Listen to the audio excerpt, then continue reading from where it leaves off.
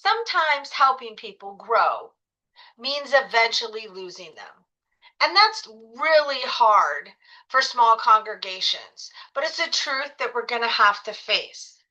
Someone walks in after years away from Judaism, unsure if they still belong or unsure if they really did, and slowly they begin to rebuild or make a Jewish identity for themselves.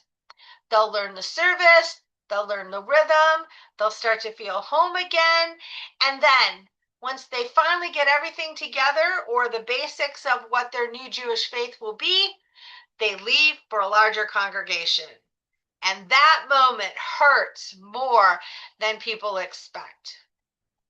So I want to share you a personal experience um, about a gentleman that came to talk to me.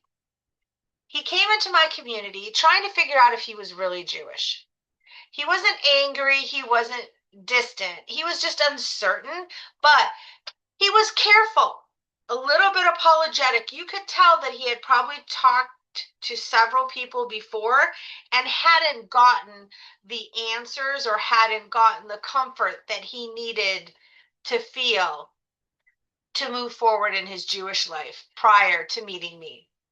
He didn't know any prayers at all. He didn't know the rhythm of services. And he kept waiting for someone to say, oh, you're doing that wrong.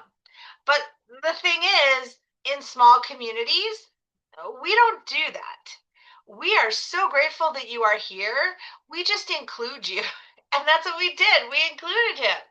So he started relaxing and learning, and he showed up more, and we would offer him jobs to do during services or certain readings, and as long as we showed him, he was happy, and so he was glad he was there. So why do people come to these small congregations? Well, most people who arrive at these small congregations aren't looking for ideology. They're looking for a safe way to begin. The gentleman I told you about has not been the only gentleman that I have met that has come forth not sure whether they were Jewish or not, or afraid because they had had so many years away from Judaism or never had a B'nai Mitzvah that they were not sure what to expect when they walked into a Jewish space. They're afraid that they wouldn't belong because they were afraid people were going to know that they didn't know the prayers. They were afraid that people were going to ask them about their interfaith backgrounds and that was going to exclude them from prayers. And they were afraid because they've been away from Judaism for so long that there was like an expiration date on them being Jewish. Like 10 years passed and now all of a sudden, no Judaism practice. Now you're no longer a Jew. So they arrived bracing themselves, preparing themselves for the worst. But as you know, being a small congregation person, you know what you find in a small congregation is really simpler. It's welcome and it's permission. We are just so grateful that you are there, and we don't care that you do not know yet what you need to know. We are there to help you slowly learn, and we want to get you participating even before you're fully ready, just because we all in a small congregation participate. And as you know, in small congregations, the participation is usually less formal. So we'll talk about that in a little bit as well. So we don't just provide the service, we make people visible in a healthy, happy way. We don't shine a spotlight on you. Oh my gosh, this is the new person that came in and we think he's not a Jew because he doesn't know our prayers. Well, we understand in a small congregation that no matter where you come from, everybody prays differently almost. There's very few prayers that are done the same way in every congregation. But we do greet you. We want to ask your name and remember your name. Unfortunately, I'm not so great with that, but I try. And someone helps you find your place in the Siddur without making it feel like a correction.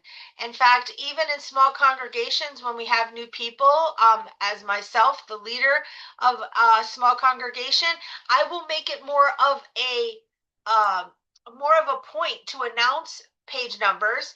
And if I see some people struggling, I will say it again, and page 245, and then wait a second, oh, that's 245, and we'll start in just a minute. So we try to make it feel like it's just normal. And when you stop feeling invisible, you also stop feeling afraid. And that's the real work happening, and the real magic of a small congregation. It is not ideology, but it's recognition that we're all people. We all start from the same spot, and we all need help.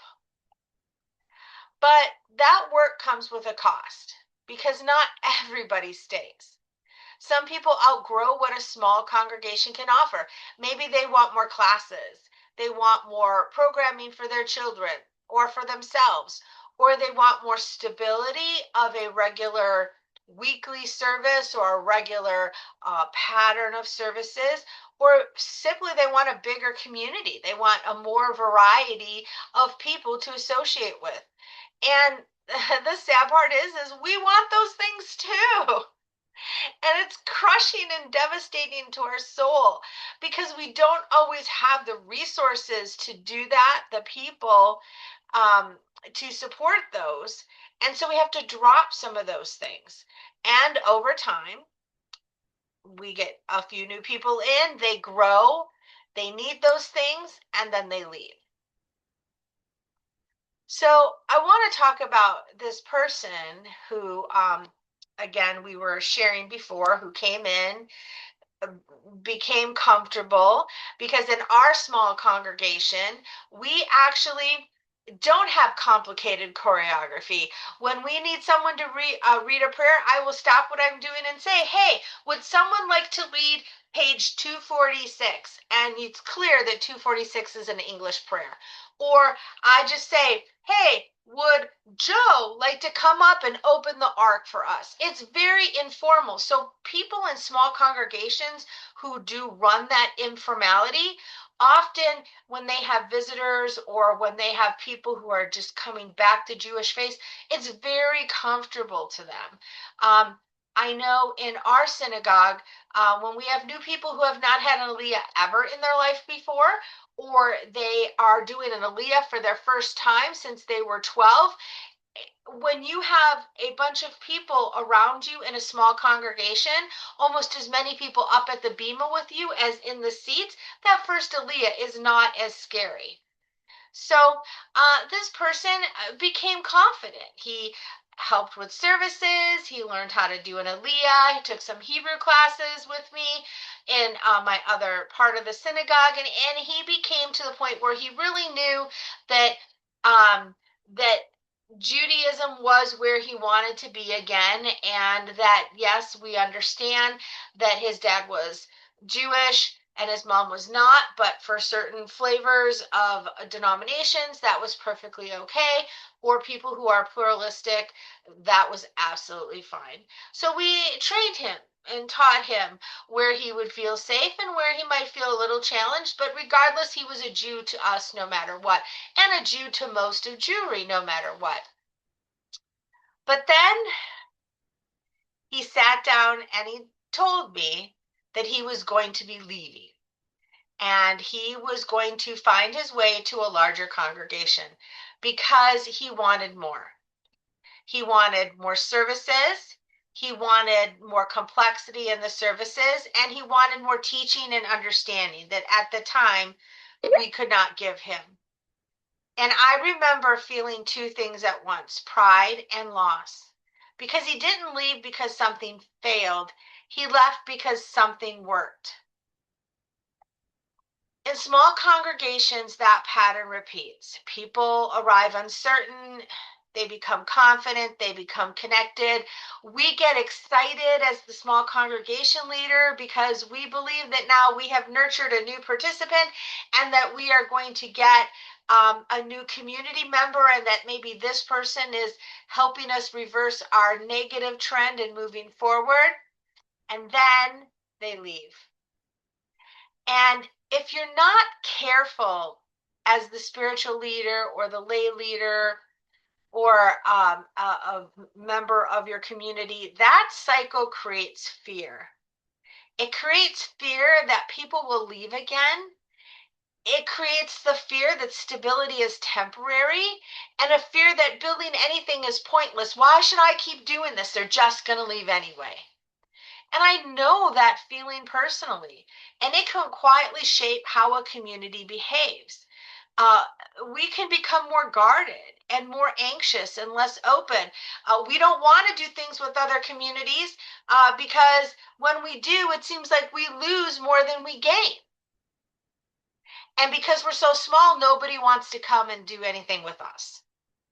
Or there's no space, or I've had a million reasons why other groups who are larger said that they couldn't come and join us, but yet they wanted us to come and join them.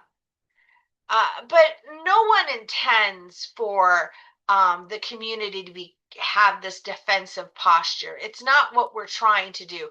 It's just a natural psychological thing that happens when you keep experience loss.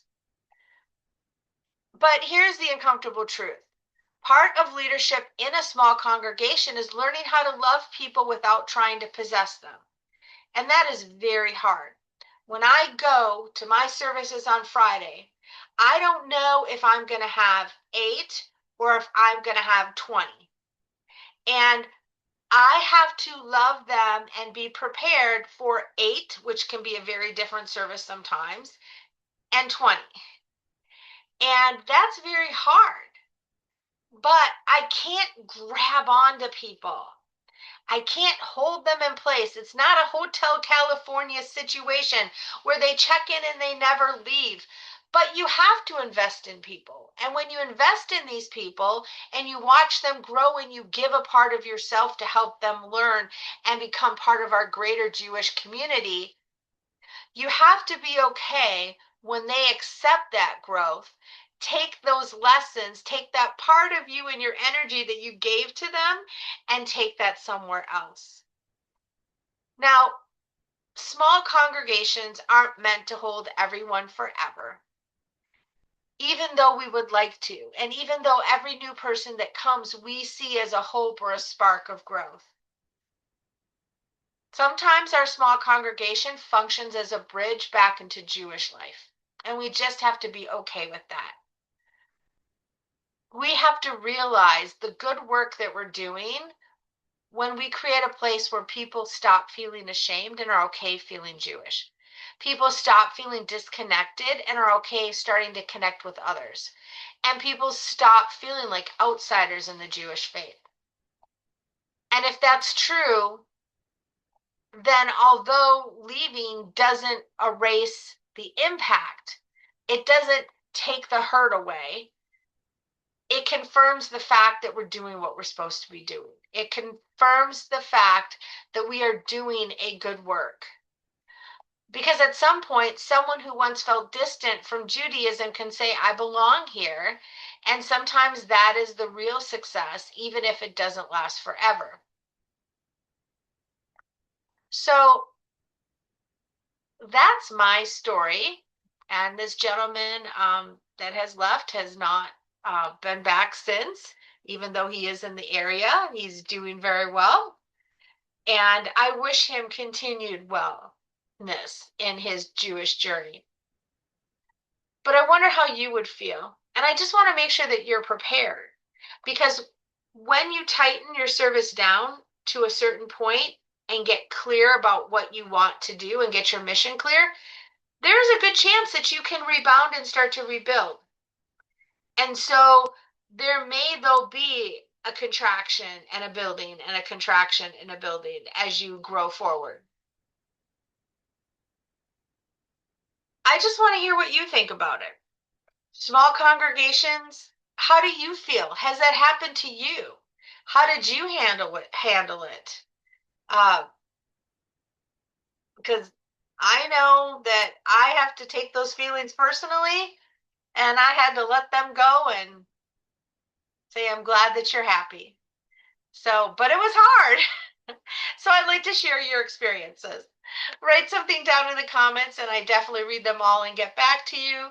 And I am so grateful that you're here today, because, as I say all the time, when you have a small bima, you do Torah way bigger than the size of your bima. So thank you.